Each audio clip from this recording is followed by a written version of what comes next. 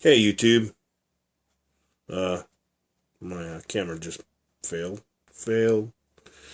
Anyway, these are some of the tools that you may need to be a bass head and to be, to find out how many amps you're drawing and the watts and your ohms and all that stuff, all the above, man. And pretty much you can match your gains, but you can also match all your gains to be distorting.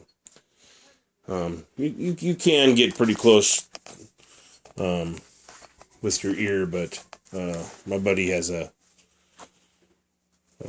Steve Meade, the DD. So anyway, it's got the distortion detector. Anyway, I wanted to show you something. Now, I have had these speakers. Now, this was done on it. Somebody did this on it.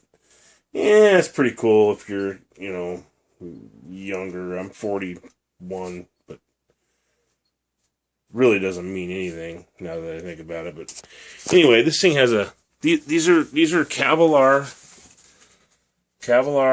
and these tweeters are actually diamond coated tweeters, plasma transferred, diamond coated, dome tweeter, soft dome tweeter, and that's a mid. That's a mid, and that's a mid, and there's two tweeters, so 1, 2, 3, 4, 5, and then a side-firing 10-inch woofer. Actually, I'm sorry, this is side-firing 8-inch woofer. It's aluminum, so it's aluminum. It's bizarre. I don't know why they didn't Kevlar it, but I guess they wanted to make aluminum. But you never heard of a Luma Pro? They were making woofers, and this is almost identical in looks to the Luma Pro. Anyway, these speakers were expensive back in the day. These were actually around, I believe they were between $1,000 and $700, depending on who you bought them from. But these are made to last. I mean, I've had these for like I said, like 11 years, I want to say I've had them. And then the guy who had them before me had them for a lot longer than that. So, anyway, so I'm driving down the road, and I see a garage sale, and I pull over. There's just, I walk through, and on my way out, there's a free big old box of free stuff. I mean, huge box, like I don't know, refrigerator box that big, literally full of just all kinds of stuff. And first thing I look in there, and I look down, and I see this speaker. And then before I seen anything, the sun was shining, so I could kind of see what was in there, which you can't really see right now. Kind of a little bit right there, but anyway, I looked at these ports down here, and I was like, "Holy cow! Okay, all right, well that's something." That's something cool. I mean, it's free, man. And I said, "You sure it's free?" They said, "Well, this is all donations to a church." So I threw them. I got this, and I got another, just a standalone subwoofer, like maybe for a computer, something that has subwoofer out, but also had to be, variable. Anyway. It's like for home stereo, you plug it in the subwoofer out. It's self-powered. It's just a little 6.5-inch Denon. Anyway, enough of that. Anyway, so I got this thing, right? And I popped the cover off on my way out of there, and I'm like, wow, that is freaking cool. That's pretty trick, man. And the two, it's got two tweeters, and I bring it home and I plug it in, and it works perfect. Sounds perfect, works perfect. And aluminum woofers. And I thought they were just plastic. I pulled one out. It's aluminum woofer. They're aluminum. And this is actually after they went cheaper. This is actually Pro Audio, Digital Pro Audio. They're made in USA, just like these. So I got lucky. I got the cheaper. I got the cheaper model of. This is when the company switched hands or whatever, sold out and changed the name a little bit. But this is what they started coming out with, Digital Pro Audio. Now, I looked up online, and I'm having a hard time finding any of these. So, the DPA 210T, and I don't believe that these were expensive as these. I've put massive power into these. Never had any trouble with these. These have been through many moves with me. Many moves. And they've just been hammered. And I've hammered them. And they sound perfect. Since like the day I got them. Anyway, I painted this one. But what I thought. So what I did is I unhooked these tweeters. Stuck them back in. And, hooked these were hooked in a series, so I hooked them in parallel at 4 ohms or 2.8 ohm, hooked it at 4 ohms, and anyway, so then I have my amp, home stereo amp, 7.1, just discrete 7.1, so it's true 7.1 out of my Sony. I have a 400 disc Blu-ray player. Talk about expensive. Look that up, man. Seriously. Look that model up right there. You want to see how much a Blu-ray player costs. It's freaking ridiculous. But, you know, I got it. And then I got the LG to match the LG TV 3D unactive, and then I have the 400 disc mega storage, and the one in the garage daisy chains to this one. This is the mega storage controller. The other one is mega storage, so you hook that to this, and then I'd have 800 discs, and I can actually use this too. I could use this to run this and the other 400 and have like 1200. So, anyway, this is my best quality Blu-ray player. I originally bought that for the Blu-ray player, my first Blu-ray player. Joke. It's a joke. So, I bought this and then sold that. Because I really didn't like PlayStations. That my thumbs hit together on the controller.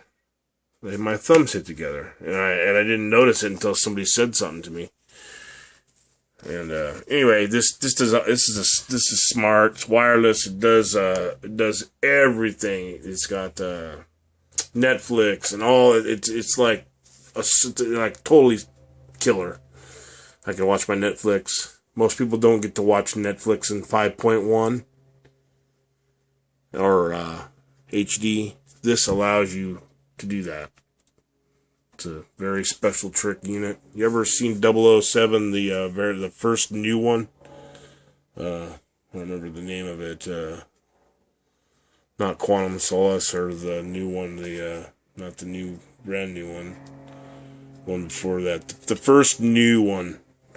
Anyway, in the beginning, he was fast forwarding, rewinding, looking for somebody and what time they came on, and this was the one that they were using, the same exact one.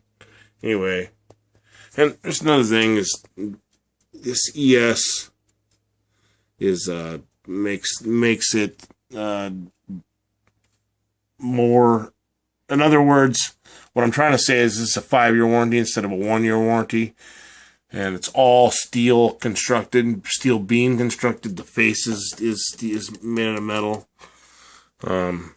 Via this is the same. Via this is not the same. This is not the same. This is ES, but this is not metal. Yeah, because it's a tape deck, I guess. And I had a Sony subwoofer amp, and right now it's in the shop. What I'm using is this, my Kenwood. It's my standby. But I'll be getting my other one back. It's an ES. It's 120 watts channel at 8 ohms. It's got a 4 ohm switch in the back, but I don't ever run that amp like that. I just turn it up, leave it at 8 ohms. Anyway, this is come on. Anyway, this is a Sony VCR. It's pretty cool. This is be a big D-Wiz thing right here, man. If he was doing the old school stereo, homestereo.com. Anyway, and then the old trusty mini discs. These are sweet. This was the top of the line mini disc player. God, Dusty. That Sony made that I know of. And then it also came with, that's not the one, but it came with a mini disc player and with a remote. It's back in here. It's similar to this one. This one will record, play. This is trick. A remote. Anyway, that's that. And for you, some of you that don't know what a mini disc is, I'll show you what a mini disc looks like. Hold on 1 second.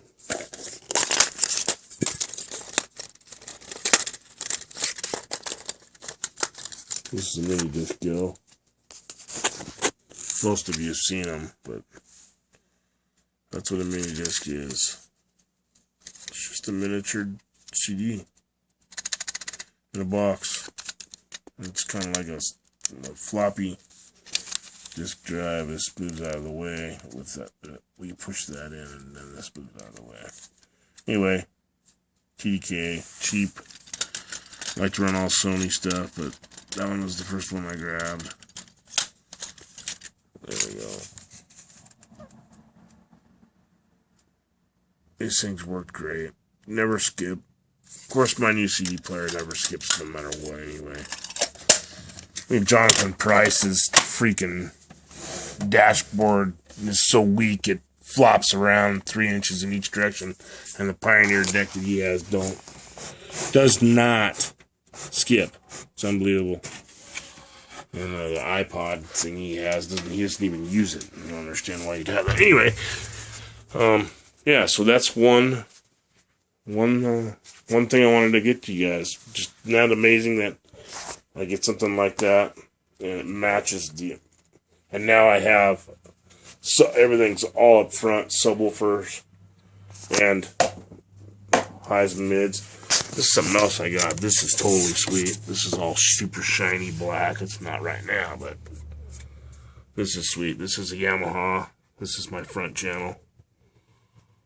The titanium dome tweeter.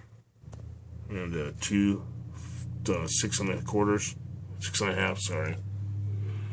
That's my front channel. Matches 6 1/2 match. Trying to get everything to match. If I could get one of them tweeters, I'd throw it in there just so it would match. If I could get all these same speakers and drop them in there, I would, so the sound would match. Same with my surround sound speakers. They're nothing special, but they're alright. Anyway, alright, man. You guys have a nice day. And Team Implode for the win. And that's my home stereo. I was gonna do a tool must have, but I'll do that next because I'm out of time. I don't want to do this for nothing. So Team Implode for the win. Peace.